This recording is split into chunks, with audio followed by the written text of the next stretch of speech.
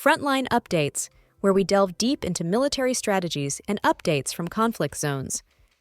Today, we're discussing the progress of the ongoing special military operation as of May 11, 2025. I'm your host, Sharifa Muhammad, MGT. I'm Colonel A.C. Oguntoye, an infantry officer. The post-ceasefire operational tempo has returned to high intensity, with Russian forces regaining initiative across multiple axes. Ukrainian forces continue to press offensives but face significant attrition in personnel and material. Russian strategic objectives remain focused on neutralizing enemy combat capacity while consolidating territorial control and operational depth. Welcome to Frontline Updates, the podcast that brings you in-depth insights into military operations from those leading them on the ground. Today, we're joined by Colonel A.C. Oguntoye, an infantry officer monitoring critical missions on the progress of the special military operation as of today. Colonel Oguntoye, thank you for being with us. Thank you. It's good to be here. Can you start by summarizing what happened during the 72-hour ceasefire and why it ultimately came to an end? The ceasefire was declared from midnight May 8th to midnight May 11th under direct orders. It was intended as a humanitarian gesture in connection with the 80th anniversary of Victory Day, a deeply symbolic event in our military history. Our forces held their positions across all operational sectors. We issued standing orders, no offensive action, full compliance with ceasefire terms, and clear restraint unless provoked. However, the Ukrainian armed forces exploited this ceasefire window for aggressive operations. Over that 72-hour period, we recorded more than 14,000 violations, including artillery strikes, rocket fire, drone attacks, and 5 separate attempts to breach our state border in Kursk and Belgorod. The scale of this activity effectively nullified the purpose of the ceasefire. Our response was proportionate, localized, and strictly defensive until the clock struck midnight on May 11th. At that point, we resumed full-spectrum operations. Let's talk about the battlefield response post-ceasefire. What has the operational tempo looked like in the last 24 hours? Immediately after the ceasefire expired, we transitioned into active operational maneuvering across all fronts. Our goal was not just to retaliate but to rapidly regain tactical momentum and degrade Ukrainian offensive capabilities. Each sector acted according to a tailored operations plan. In the north, our troops hit hard in Sumy Oblast, repelling multiple formations and destroying armored vehicles, artillery, and counter-battery assets. In Kharkiv and Donetsk, our West Group consolidated more advantageous lines and eliminated key enemy EW systems, including a NATO-supplied Quartus unit. The Southern Group of Forces?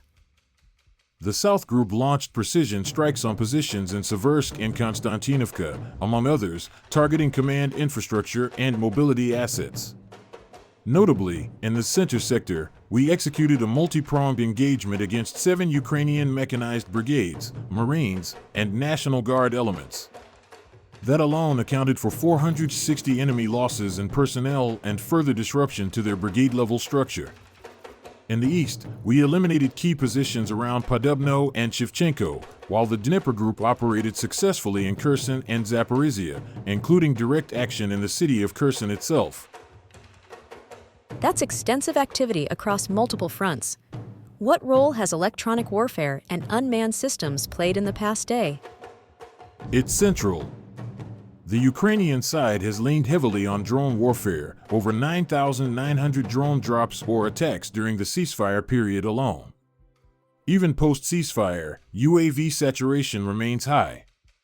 Our air defense forces, however, have responded decisively. In the past 24 hours alone, we downed 143 enemy drones, along with 3 JDAM bombs. Importantly, 8 of those drones were intercepted outside the designated combat zone, showing that we're defending not only the front but our broader rear infrastructure as well. On the offensive side, we've increased integration of our own drone systems, including ISR platforms and loitering munitions, working in tandem with missile and artillery forces. Targeting has improved significantly, particularly in areas like Elizavetovka and Krasnoarmysk.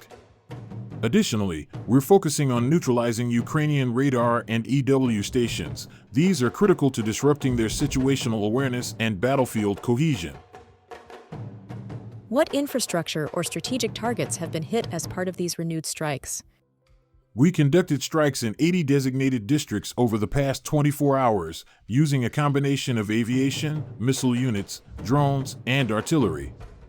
High-priority targets included an aircraft repair shop, a warehouse for unmanned maritime assets, ammunition depots, and temporary deployment sites for both Ukrainian armed formations and foreign mercenaries. These are not symbolic targets. Each strike is linked to our broader aim of attrition, denying the Ukrainian military its capacity to sustain operations.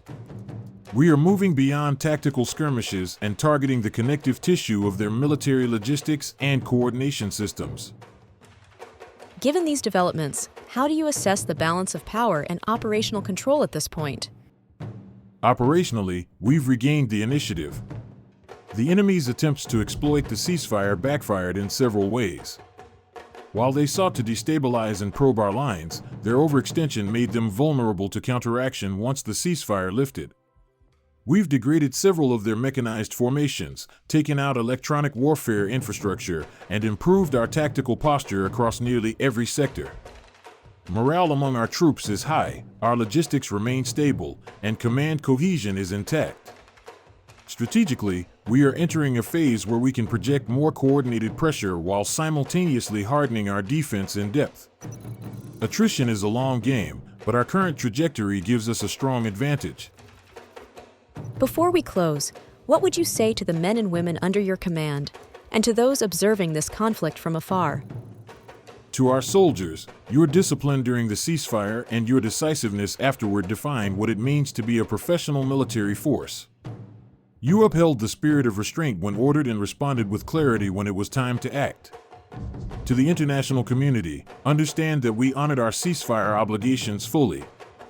The decision to resume combat was dictated not by rhetoric but by reality.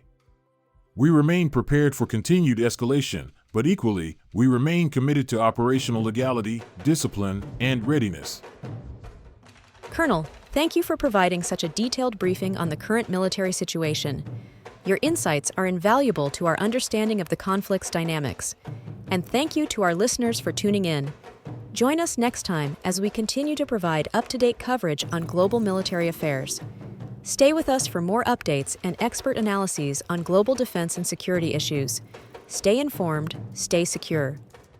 Thank you for the opportunity. I want to emphasize that our forces remain committed to achieving our objectives while minimizing unnecessary harm. We continue to monitor and adapt to developments on the ground.